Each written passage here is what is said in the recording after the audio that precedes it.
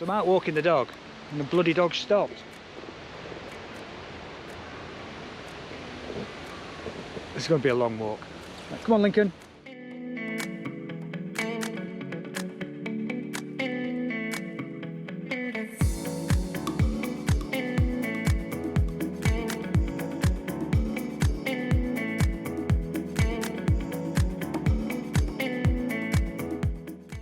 Welcome along, so glad you could join me. Welcome to the daily vlog as we lead up to the Manchester Marathon. Today it's 5 sleeps, it's Tuesday, so it's a rest day today, so no running. But first of all, recap on yesterday. Did some hill, I'm not going to say a hill session because it wasn't, as I said on yesterday's video, I wasn't going out to kill myself running up the hills. I just went out to run some elevation and just to run a steady pace up and down, trying to keep it the same pace up as the downs.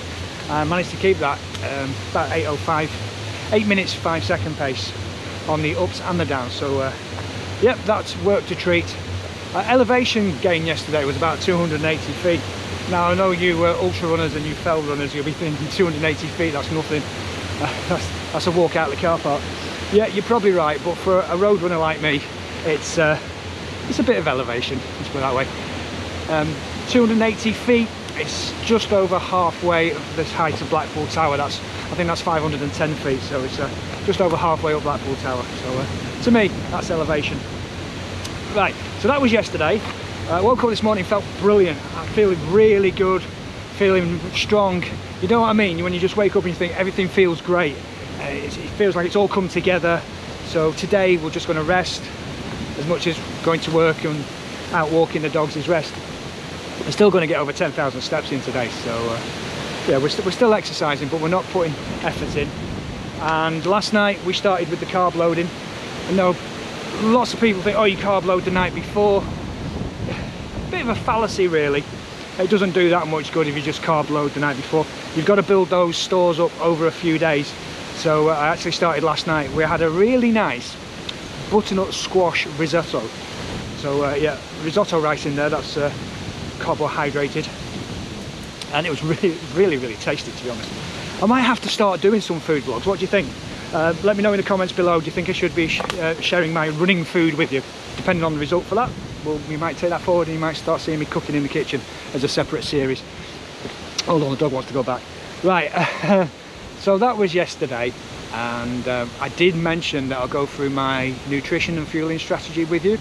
So once I've got this dog walk out of the way, I will get back to you at home in the studio and I'll tell you exactly how many gels I'm going to be using, what brands they are, how often I'm going to take them, and that type of thing. Okay, so we'll go over that as soon as I finish this walk.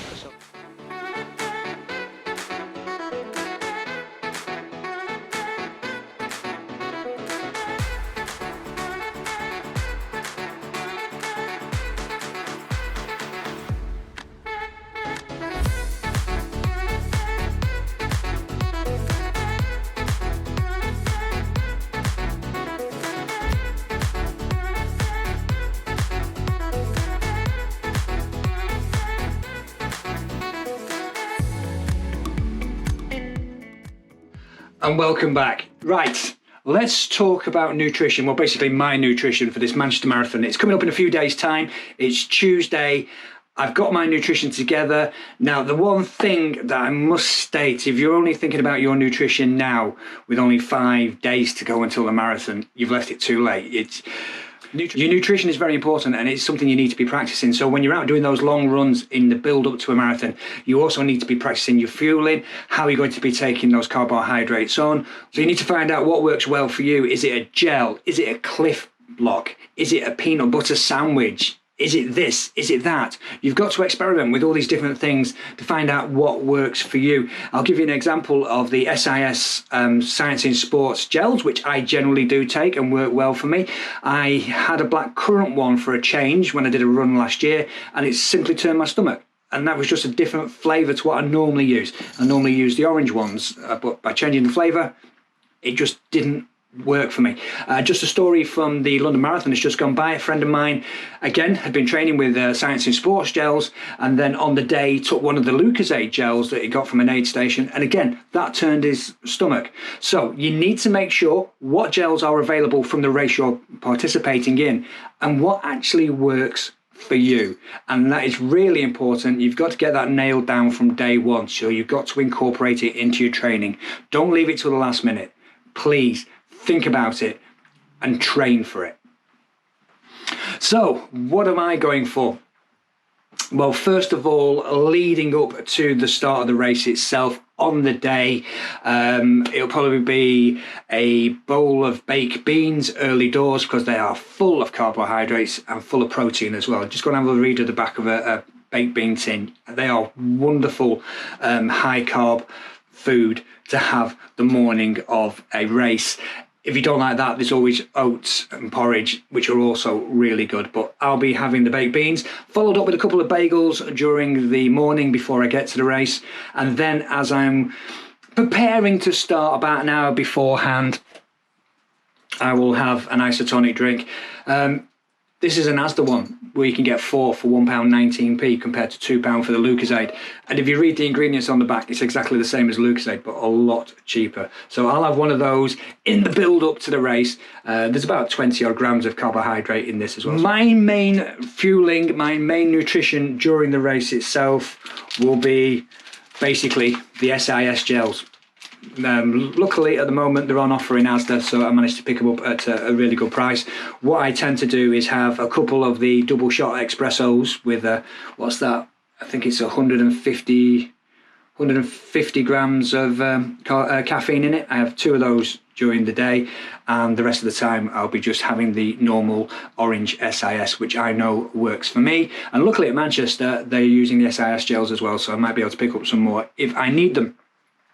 I tend to have one caffeine one just before I start to give you that mental boost, and then I normally have one about mile 18 as well, because we all know mile 18 to 21 is where we hit the slump. So let's give the mind, let's give some mental energy, let's give it a boost, let's have some caffeine around that 18 mile mark just to pick us up and hopefully get us through that slump. If you read about fueling during a race, they generally say you need about 60 to 70, maybe 80 grams of carbohydrates an hour. Every one of these gels is 20 grams. So theoretically, you need to be taking 3 gels an hour. Now imagine if you're a 4-hour runner, that is 12 gels during that 4 hours. And I can feel it in my stomach now just talking about it, how that would be sitting in the stomach. So please be aware of that. If you follow the instructions, you'll be taking a lot of these and the problems that could cause your stomach. Now, I don't do that. I take a gel every 3 miles. So that will be 3, 6, 9, 12, 15, 18 and 21. Possibly have one in reserve for mile 24. So that's 8 gels during the race plus 1 beforehand. So I'm carrying 9 gels. A couple of other things I do, generally I try to get something solid in my stomach as well. So this year I've got some Kendall Mint Cake energy bars, which are not just Kendall Mint Cake and the spun sugar that it is, it's also got electrolytes in there as well to help put some of the salts and the potassiums back into the body. So I'll be going through one of those during the marathon. I also tend to use sugar tablets, dextrose, readily available from Home Bargains at a realistically cheap price, so I do use those. I have them in the back pocket, eat them like sweets every now and then. The only problem is they are pretty chalky, and if your throat is dry or if your mouth is dry, then they can get a bit, give you a bit of a cough, so beware of that. But they are good for if you want a quick sugar rush. Speaking of sugar rushes, the main thing I use is sweeties. Yes, you can't go wrong with some sweeties. Haribo, Jelly Babies, whatever your favourites are. Normally 2 to 3 sweets is about 20 carbohydrates, so they are really good to give you that sugar carbohydrate boost. These ones are fruit pastels from Aldi. This particular version is vegan as well because there's no gelatin in it, so I'll put a few of these in my pocket and have them just to throw in my mouth when I just feel I need something solid to chew. So that's basically what I'll be using. 8 gels, some Kendall Mint Cake and some sweets basically. Hopefully that will get me through. That with water every so often from the aid stations, and that should power myself round. Now, one of the questions I get asked is how can you carry 8 gels? You know, where do you physically put them? Right, the 2 things I use, one is a running belt. just a basic belt that's got the slits in there, and you can just shove everything in. You can get loads in there. I've got a face mask in there at the moment, and it's also very good because it's got this little hook on it as well, so I normally put the car key on there. Carry the phone in there and the gels. It does get a bit heavy, but it works wonders. That's my main, well, I use this for most of my running. Even when I'm out training, I just bob everything in there and it works a wonder. Get a GoPro and a phone in there, it's brilliant. But I also put some consideration into what clothes I'd wear. So these are the shorts I wear for my races. Ron Hill cargo shorts, to be honest. You've got the pocket in the back like most shorts, which is good. But what we've got down the side, on both sides, is 2 cargo pockets as well, which are great. You can get 2 gels in each of those, so you can carry 8 gels in the pockets in these shorts. I find these really good. I think they've been discontinued now, which is a shame because I find them really useful, just for that added convenience of carrying things when doing those long runs.